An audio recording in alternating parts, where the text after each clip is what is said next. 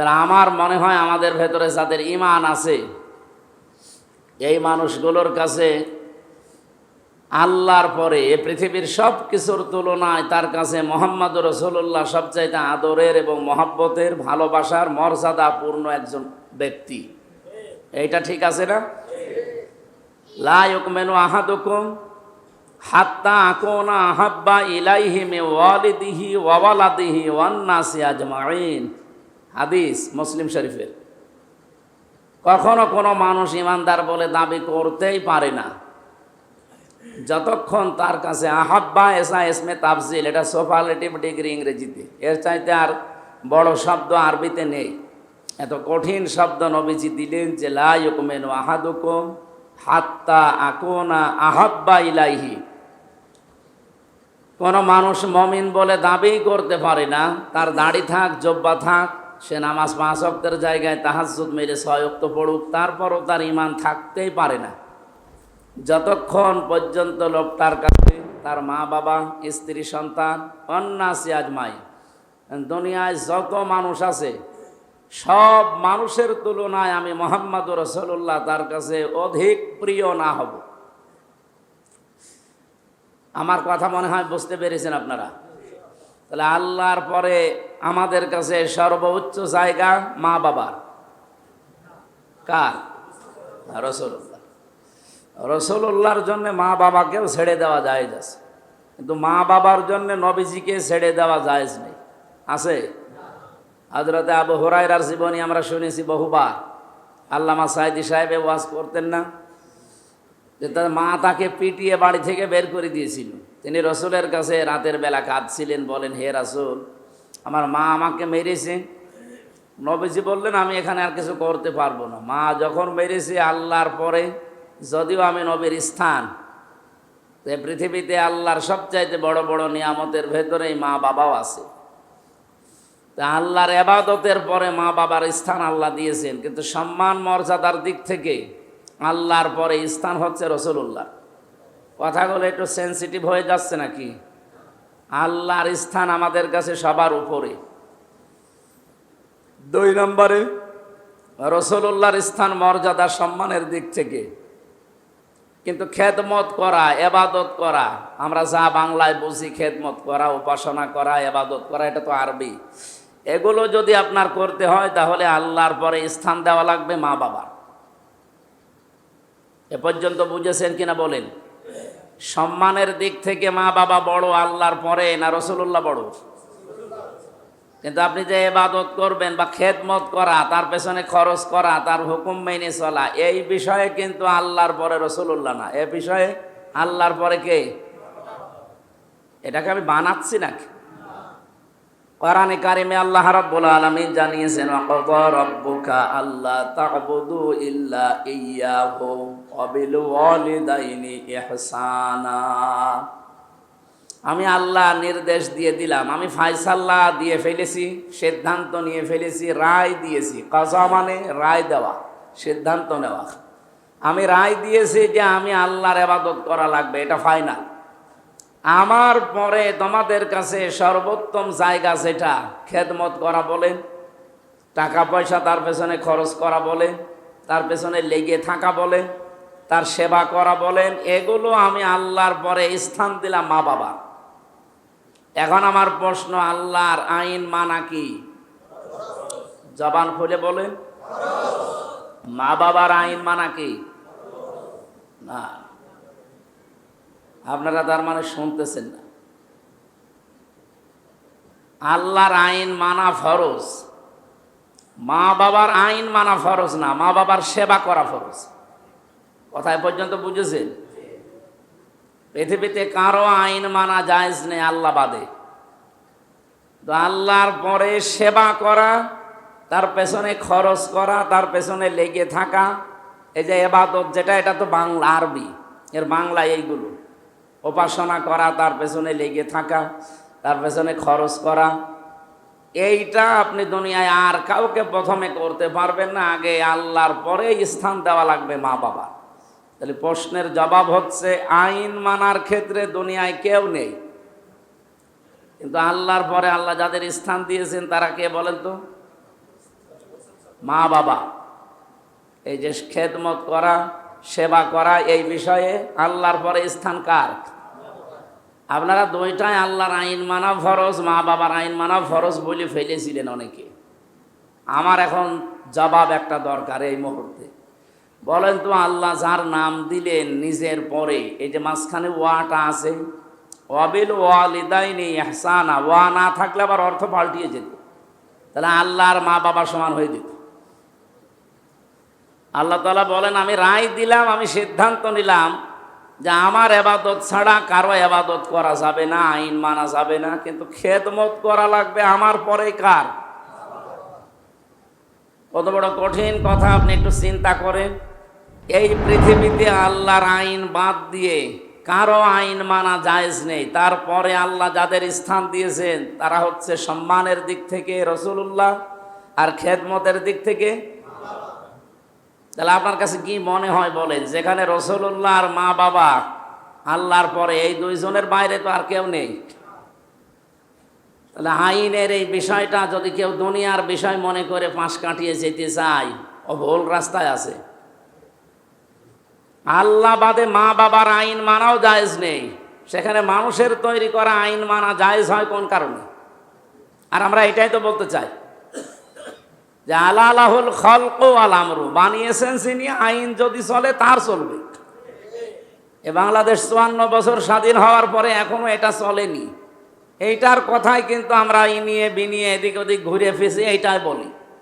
সে একামতে দিন বলেন, দিন কায়েম বলেন, সব কিছু সামারাইজ এইটাই যে আইন মানা কারো জায়েজ নেই, সে মা বাবা হোক আর পৃথিবীর যত বড় পীর হোক।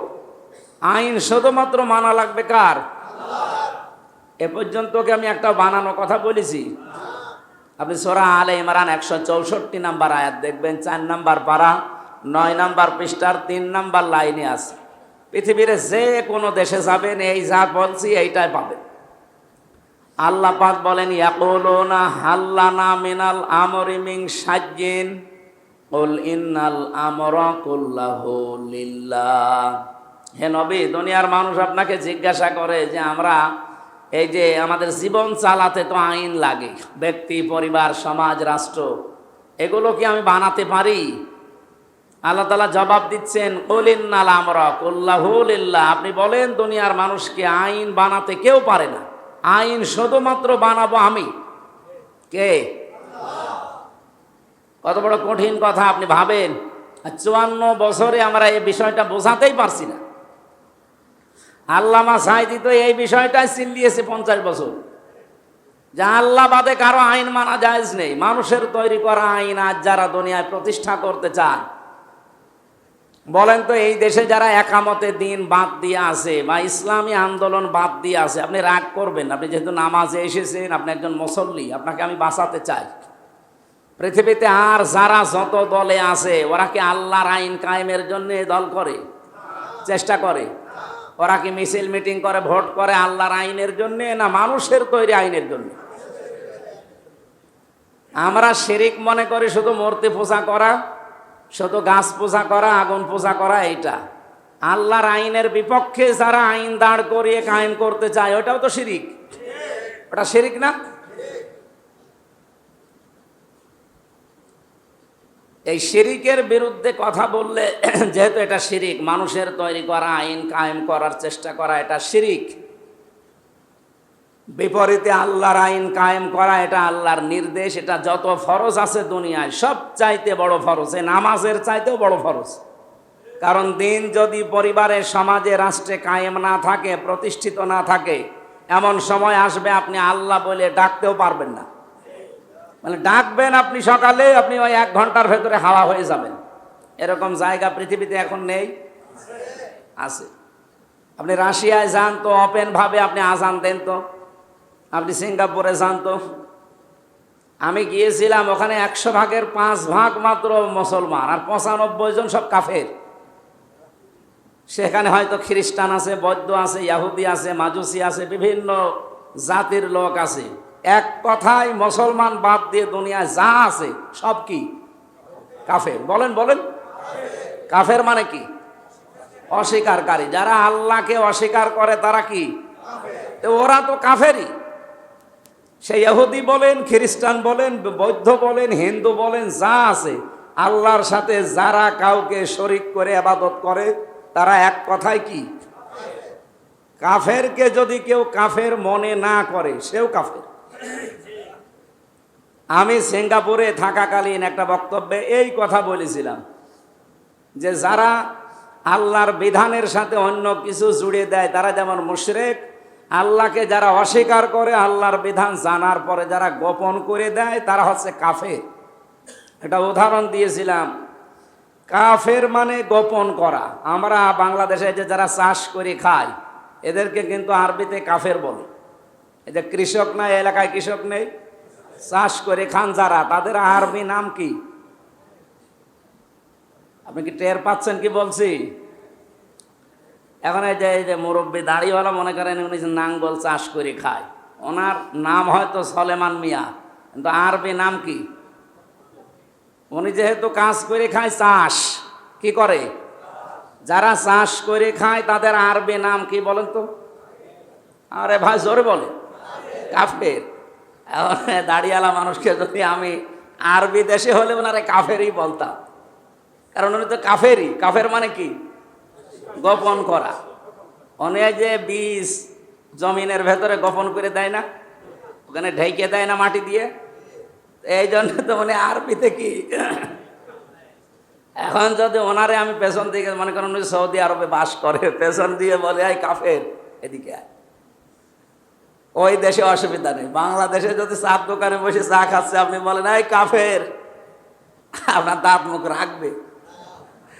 সিঙ্গাপুরে ওখানে মাত্র 100 জনের 5 জন আল্লাহকে বিশ্বাস করে, আর 95 জন আল্লাহ মানে না। ওরা সব কি আরবি ভাষায় কাফের। বলেন বলেন। আমি এই ওয়াজ করেছিলাম এই আগস্টের 5 তারিখের পরে যারা বিভিন্ন আল্লাহর ওলিরা পালিয়ে গেছে না, ওই দেশে আছে অনেক আল্লাহর ওলি আছে। এরা ওই দেশে যেহেতু হিন্দু একজন মন্ত্রী আছেন, তার বাড়ি তামিলনাড়ুতে, কঠোর মুসলিম বিরোধী, মানে মুসলমানের নামই শুনতে পারেন, সেই লোকের সাথে যোগ সাজস করে আমার নামে দিয়েছে মামলা যে আমি নাকি মানে ভয়ঙ্কর সন্ত্রাসী বাংলাদেশ। ওই যে জেলে ছিলাম 3 বছর, ওরা এইটাকে কাজে লাগিয়েছে যে উনি এত বড় সন্ত্রাসী যে 3 বছর উনি জেলে ছিলেন। উনি ওই দেশে জেল থেকে পালিয়ে এই সিঙ্গাপুরে এসেছে বিশৃঙ্খলা তৈরি করার জন্য। আমি তো কোরআনের আয়াত সামনে নিয়ে বলেছিলাম যে কাফেরকে যদি কেউ কাফের মনে না করে সেও কি? এটাকে আমার বানানো কথা। এই যে অজু করে এসেছে না, আমরা সবার অজু আছে, অজু নষ্ট হয়ে যায়, ভেঙ্গে যায়, কয় কারণে? 7 কারণে। এই 7টা কারণের কোনো কারণ যদি আপনার ভেতরে পাওয়া যায়, আপনার অজু কিন্তু ভেঙে যাবে, আপনি যত সুন্দর করে অজু করেন। এখন ওই ভাঙা অজু দিয়ে নামাজ হবে? নামাজ পড়লেও যা, না পড়লেও যা। রোজা রাখলে রোজা কি সঠিক থাকে না? রোজাও কয়েকটা কারণ আছে ভেঙে যায়। যারা নামাজ পড়বেন, নামাজ পড়লেই নামাজ হয় না, নামাজ ভেঙে যায়। নামাজ ভাঙে কয় কারণে? 19 কারণে। আপনি 7টা বলছেন, এখনো 2টা ডবল যোগ করেন, তার মানে 19টা কারণ যদি পাওয়া যায় এই 2 রাকাত নামাজ পড়তে গিয়ে আপনার নামাজ ভেঙে যাবে। তার ভেতরে 1 নাম্বার কারণ হচ্ছে নামাজে কোরআন শরীফ যদি কেউ অশুদ্ধ করে পড়ে, ওর নামাজ পড়াও যা, না পড়াও, কারণ নামাজ ভেঙে গেছে। আমার প্রশ্ন হচ্ছে, ভাঙা ওযু দিয়ে যেমন নামাজ হয় না, হয় নামাজ এই 19টা কারণের একটা কারণ পাওয়া গেলে যেমন নামাজ ভেঙে যায়, নষ্ট হয়ে যায়। জান্নাতে যাওয়ার জন্য গুরুত্বপূর্ণ যে জিনিস লাগবে তার নাম ঈমান। তার নাম কি? ঈমানও নষ্ট হয়ে যায়, ভেঙে যায়। ঈমান যে ভাঙে, নষ্ট হয়। আমরা নামাজ ভাঙার কারণ অনেকে হয়তো বলতে পারি, অজু ভাঙার কারণ বলতে পারি, রোজা ভাঙার কারণ বলতে পারি, কিন্তু ঈমান যে ভেঙে যায় আমরা অনেকে জানিই না। আমার মনে হয় এখানে 100 জনের প্রায় 98 জন এই প্রশ্নে ফেল করবে। ঈমান ভেঙে যায় কয়টা কারণে কেউ জানেন? কয়টা? 5টা। 10 কারণে। পুরা কোরআন শরীফের ভেতরে আছে 10টা কারণে ইমান আর থাকে না, ভেঙে যায়। তার ভেতরে 1 নাম্বার কারণ, আল্লাহর সাথে যদি কাউকে আপনি দাঁড় করান, আল্লাহ যেটা পারে ওইটা অন্য কেউ পারে, এরকম যদি আপনি দাঁড় করান কাউকে, মনে করেন আপনার ইমান কিন্তু ওই অজুর মতো ভেঙে গেছে। ভাঙা অজু দিয়ে নামাজ হয়? ভাঙা ইমান দিয়ে জান্নাতে যাওয়া? আমি যেখান থেকে এসেছিলাম এই জায়গাতে আবার ফেরত যাচ্ছি। আমি এখানে একটু একটু ইঙ্গিত দিলাম, কাফেরকে আপনাকে কাফের মনে করা লাগবে, নয়তো আপনিও কাফের হয়ে যাবেন, আপনার ইমানও ভেঙে যাবে। এরকম 10টা কারণের এটা একটা। তো ওই জায়গায় 100 জনের 95 জন এক কথায়, বাংলা কথায় কাফের। যদিও কাফের শব্দটা আরবি, বাংলাতে হচ্ছে চেপে রাখা, গোপন করা, অস্বীকার করা, এরকম বিভিন্ন অর্থ আছে। আমরা এই পৃথিবীতে আল্লাহ বাদে মা বাবার আইন মানা যেহেতু জায়েজ নেই, রাসূলুল্লাহর আইন মানা জায়েজ আছে ওইটুকু যতটুকু আল্লাহ তাকে অনুমতি দিয়েছেন। তাছাড়া তিনি মন মতো কিছু বলবেন আমরা মেনে নেব না, বিষয়টা এমন না। তিনি শারে ছিলেন, শরীয়ত প্রণেতা। তিনি আল্লাহর পক্ষ থেকে শোনার পরে বলতেন এটা হালাল, এটা মেনে নাও, হা। উনি যদি বলতেন হা নাম, তাহলে হালাল হয়ে যায়। যদি বলতেন হা না লা, তাহলে হারাম হয়ে যায়। এটা আল্লাহ যতটুকু তাকে ইচ্ছা পাওয়ার দিয়েছিলেন অতটুকু, তার বেশি পারতেন না। সেই হিসাবে আমি বলতে চাই, আল্লাহর আইনের বিপক্ষে আজ যারা মানুষের তৈরি করা আইন প্রতিষ্ঠার কাজে আছেন, আপনি প্রকারান্তে মুশরিক বা কাফের। আপনি যদিও নামাজ পড়েন, রোজা রাখেন, এ মসজিদের সভাপতির দাবি করেন, বলেন তো এখন বাংলাদেশে জরিপ চালালে এরকম শ্রেণী পাওয়া যাবে না? যাবে মানে আমরাই। অনেকে মনে করেন হ্যাঁ আল্লাহ একজন আছে, রাসূলুল্লাহ আছে, কিয়ামত হবে, আমি তো বিশ্বাস করি, এ জমিন আসমান সব আল্লাহ বানিয়েছে। আরে এ বিশ্বাস তো আবু জেহেলও করত।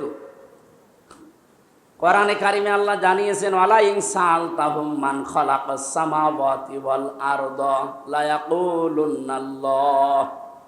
বহু জায়গায় কোরআনে আয়াত আল্লাহ দিয়েছেন। হে নবী, আপনি যদি আবু জেহেলকে জিজ্ঞাসা করেন যে আসমান জমিন কে বানিয়েছে, ও গ্যারান্টি দিয়ে বলবে আল্লাহ বানিয়েছে। আবু জেহেল যে আল্লাহ বানিয়েছে এটা বিশ্বাস করতো না করতো না? করতো। তার আর একটা প্রমাণ, যেদিন বদরের ময়দানে যাবে, ওই দিন কাবা ঘরের যে দরজা মুলতাজাম বলা হয়, এখানে হাত দিয়ে দোয়া করলে কবুল হয়, সে যেই করুক। ও ওই জায়গায় দাঁড়িয়ে বলেছিল, কাবার মালিক তুমি একজন আছো আমি জানি, আমি মুহাম্মদের বিরুদ্ধে বদরের ময়দানে অস্ত্রশস্ত্র নিয়ে যাচ্ছি যুদ্ধ করার জন্য, সত্যের পক্ষে যে আছে তাকে তুমি বিজয় দিও। ও দোয়া কবুল হয়ে গেছে, কারণ ও তো আর সত্যের পক্ষে ছিল না, ছিল। আজ অনেকেই উল্টা দোয়া করেছে, তাদের দোয়া এখন তাদের ভেতরে চলে যাচ্ছে। আপনি সালাউদ্দিন কাদের চৌধুরী, এই লোকটা বলেছিল না যে ট্রাইব্যুনাল যেন তুলে দেওয়া না হয়, এভাবে যেন থাকে। কারণ আমি দেখতে পাচ্ছি যে ট্রাইব্যুনাল থাকলে আমাদের ওপর যে অবিচার হচ্ছে, এইরকম ট্রাইব্যুনাল দিয়ে তাদেরও বিচার হবে। ঠিক সেই ফাঁদেই পড়েছে হাসিনা। ও যে ট্রাইব্যুনাল বানিয়েছিল ওটা কিন্তু ওইভাবে আছে, এখন শুধু লোকজন নিয়োগ দিয়ে ওই মামলায় তাদেরকে এখন দেওয়া হচ্ছে। এই জন্য আমার মনে হয় ফতোয়া একটু ভালো করে দেওয়া দরকার, আবার নিজের বিরুদ্ধে যেন চলে না আসে। আমি কাফের কাফের বলে একেবারে মুখে ফেনা তুলে ফেললাম, অথচ আমি নিজেই কাফের হয়ে গেছি। তাহলে আল্লাহর আইনের বাইরে যারা আছেন, আহ্বান জানাচ্ছি, আসেন এই জমিনটা আল্লাহর আইন দিয়ে সাজিয়ে দেই। বলেন আপনি 100 বছর হায়াত পেলেন বা 200 বছর, আল্লাহর বিধান যদি এই বাংলাদেশের 56,000 বর্গ মাইলে কায়েম না হয়, আপনি 200 বছর পরে মরে গেলেন, আপনার কি জীবনের লাভ কি? এ জমিনে আপনি যদি আল্লাহর বিধান কায়েম করতেই না পারেন, অথচ আদম নবী থেকে শুরু করেন মুহাম্মদ রাসূলুল্লাহ সাল্লাল্লাহু আলাইহি সাল্লাম, যত নবী আল্লাহ পাঠিয়েছেন, প্রত্যেকটা নবী, খালি 2 জন নবী বাদ দিয়ে প্রত্যেকটা নবী এই কাজ করেছে যে এই জমিন আল্লাহর, এখানে বিধান আল্লাহ চালাতে হবে। একজন ছিলেন হযরতে সুলাইমান নবী, আর একজন হযরতে আদম নবী। আদম নবী তার লোকজনই পায়নি, উনি আর কি করবে। 2 নম্বরে হযরতে সুলাইমান, তিনি তার বাবার কাছ থেকে বাদশাহী পেয়েছিলেন, তিনি আর এ দাওয়াত দেওয়ার প্রয়োজন হয়নি। তো বাকি যত নবীর জীবনী আমি পড়েছি, কোরআনে আল্লাহ দিয়েছেন, প্রত্যেকটা নবীর মিশন এবং ভিশন ছিল এই একটা, আনাকিমুদ্দিন ওয়ালা তাতাফাররাকু ফি। এখানে আল্লাহর বিধান কায়েম করা লাগবে, এ বিষয়ে কোনো ফতোয়াবাজি চলবে না। এ পর্যন্ত বলে আল্লাহ আয়াত শেষ করে দেননি। সূরা শুরার 13 নম্বর আয়াত ভালো করে খেয়াল করেন। আজ বাংলাদেশে আল্লাহর আইনের কথা বললে রাগ করে যারা, তাদেরকে বলছি আপনি নিজের সাথে মিলান। বলে হুজুর নামাজের ওয়াজ করেন। আরে ভাই, নামাজের চাইতে তো এটা গুরুত্বপূর্ণ। বলে মা বাবার খেদমতের ওয়াজ করেন, মা বাবার চাইতে আল্লাহর আইন গুরুত্বপূর্ণ না? আল্লাহ পাক বলেন আন আকিমুদ্দিন, এ পর্যন্ত বলে আমি শেষ করি নাই। দিন কায়েম করো, আল্লাহর বিধান কায়েমের চেষ্টা চালাও, এ বিষয়ে কোনো মত পার্থক্য করবা না। কাবুর আলাল মুশরিকিনা মা তাদউহুম ইলাইহি। হে নবী, আপনি যেদিকে মানুষকে ডাকছেন দিন কায়েমের জন্য, আল্লাহর বিধান প্রতিষ্ঠার, এই কথা শুনলে সবচাইতে বেশি মন খারাপ হবে মুশরিকদের। তারা রাগ করবে, তারা রেগে যাবে আপনার প্রতি। সবচাইতে বেশি কারা? আপনি এবার নিজের দিকে তাকিয়ে আয়াতটা মিলান। আমরা আল্লাহর বিধানের কথা এই 54 বছরে যারাই বলছি, এটাকে আমাদের বাবার কথা, আমার দাদার কথা? এ কথাগুলো বললে বাংলাদেশে রাগ করে যারা, তারা বুঝতে হবে ওরা কোনো না কোনো শিরকে আছে, তাছাড়া তো তাদের রাগ করার কথা না। কাবুর আলাল মুশরিকিন, এটা মসুল। কাবুর আলাল মুশরিকিনা মা তাদউহুম ইলাই। আপনি যেদিকে ডাকেন এই কথা শুনলে তো রাগ করবে দুনিয়াতে শুধু তারা যারা মুশরিক। সুতরাং এই বাংলাদেশে কোরআনের কথা মসজিদে বলি, তাফসিরে বলি, আর বাড়িতে বলি, খানকায় বলি, যেখানে বলি, দিন কায়েমের কথা বললে, আল্লাহর বিধানের কথা বললে যারা রাগ করে, মন খারাপ করে, মারতে আসে, বুঝবেন তারা শিরিকে আছে।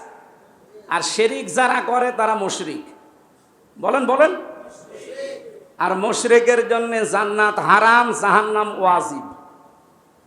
ইন্নাহু মা ইউশরিক বিল্লাহি ফাকাদ হারামাল্লাহু আলাইহিল জান্নাহ ওয়া মাওয়াহুন নার। অবশ্যই মুশরিকদের জন্য আমি আল্লাহ জান্নাত হারাম করে দিলাম, আর জাহান্নাম তাদের আবাসস্থল। বলেন নাউজুবিল্লাহ। আমি তো কোরআনের এই চোখ লাগিয়ে দেখতে পাচ্ছি বাংলাদেশে বহু মানুষ এই দিন কায়েমের কথা বললে নামাজি, হাজি রাগ করে, মন খারাপ করে। তারা কি আসলে পরিপূর্ণ ইমানদার না আংশিক মুশরিক? বলে না, আমি বিশ্বাস করি আল্লাহ জমিন আসমান বানিয়েছে। আরে বিশ্বাস তো আবু জেহেলও করতো।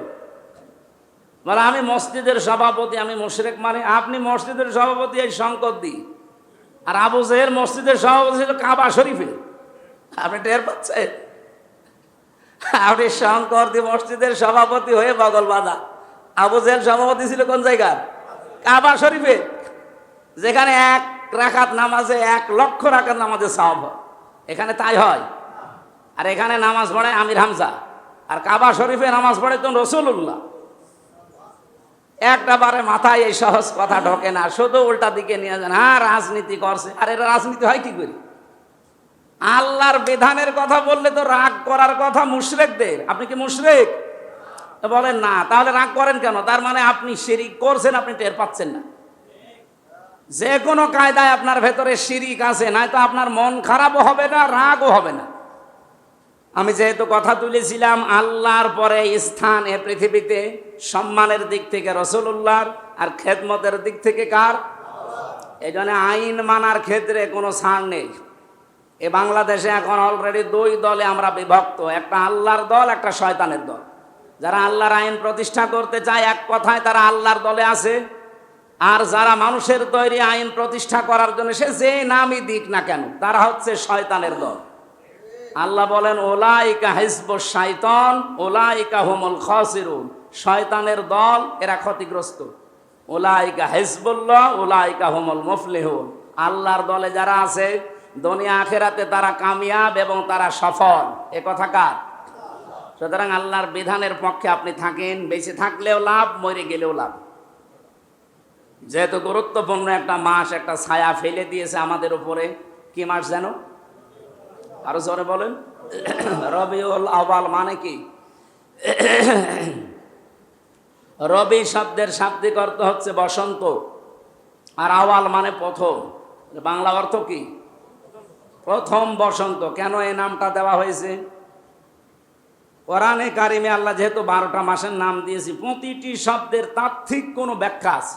আপনি হয়তো করতে পারেন না। তাই রমজানের যেমন ব্যাখ্যা আছে, রমজান মানে জ্বালিয়ে দেওয়া, পুড়িয়ে দেওয়া, শেষ করা, নিঃশেষ করা, আপনার গোনা খাতা যা আছে সব পুড়িয়ে ফেলে। রবিউল আউয়াল মাসেরও প্রথম অর্থ কি? পয়লা বসন্ত, প্রথম বসন্ত। এটা কেন এ নাম দেওয়া হয়? আমরা বসন্ত মাসে দেখি এই যে গাছের পাতা সব শুকিয়ে নতুন পাতা গজায় না? আল্লাহ রাব্বুল আলামিন বলেন, আমি রবিকে এমন একটা মাসে পাঠিয়েছি, তামাম পৃথিবী সব অন্ধকার ছিল, সজীবতা ফিরিয়ে এনেছি আমার রসুলের মাধ্যমে। আর আমরা সেই রসুলের মহব্বতে, ভালোবাসায় এই মাস আসলে বহু মানুষ বহু কর্মসূচি হাতে নেই। কেউ মিলাদ দেয়, বাড়িতে দেয় না? মিলাদ বন্ধ হয়ে গেছে। মিলাদ দেয়, সিরাত মাহফিলের আয়োজন করে, রসুলের জীবনী শোনে। হ্যাঁ, শোনেন। এখন যে মিলাদ দিচ্ছেন, মিলাদ শব্দের শাব্দিক অর্থ বিলাদুন থেকে এটা এসেছে। বিলাদ মানে জন্ম বৃত্তান্ত। বিলাদ মানে কি? রসুল্লাহর জন্মের কাহিনীগুলো আপনি শুনছেন, বলছেন, এইটার আরবি নাম কি? আরো জোরে বলেন। মিলাদ জায়েজ না না জায়েজ সে ফতোয়ায় আমি পরে যাচ্ছি। মিলাদ থেকে যেটা আমরা নিতে চাই সেইটাও তো আজ পর্যন্ত আমরা নিতে পারি না। মিলাদের প্রথম যেটা বলা হয় যে রসুল্লাহর জন্মের পরে উনি ওই যে দুধ মা হালিমাতুস সাদিয়ার দুধ পান করেছিলেন না?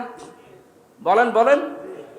সিরাত ইবনে হিশামের ভেতরে এসেছে, উনি যখন হালিমার ডান স্তনে মুখ দিলেন উনি পান করলেন, বাম স্তনে যে মুখ লাগিয়েছে উনি বের করে নিলেন। একবার, দুইবার, তিনবার মুখ বের করে নিয়েছেন।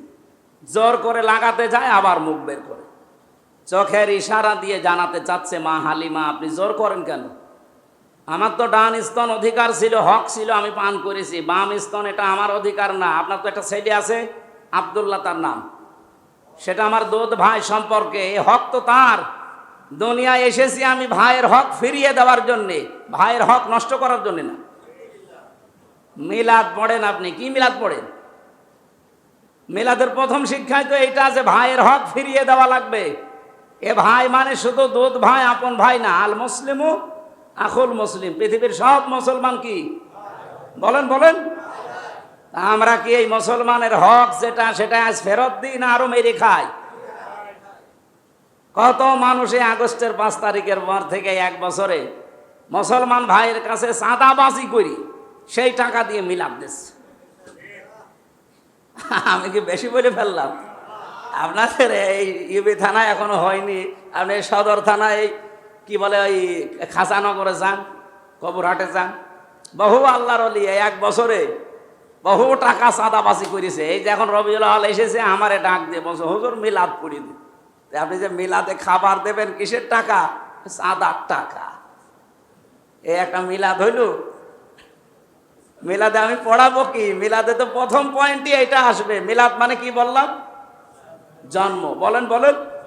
যে জন্মের প্রথম কাহিনী এটা না? উনি তো এটা দিয়ে আরম্ভ করেছিলেন যে দুধ পান করেননি বাম স্তনের, কারণ তিনি জানাতে চেয়েছেন এটা আমার হক না, এটা হক কার?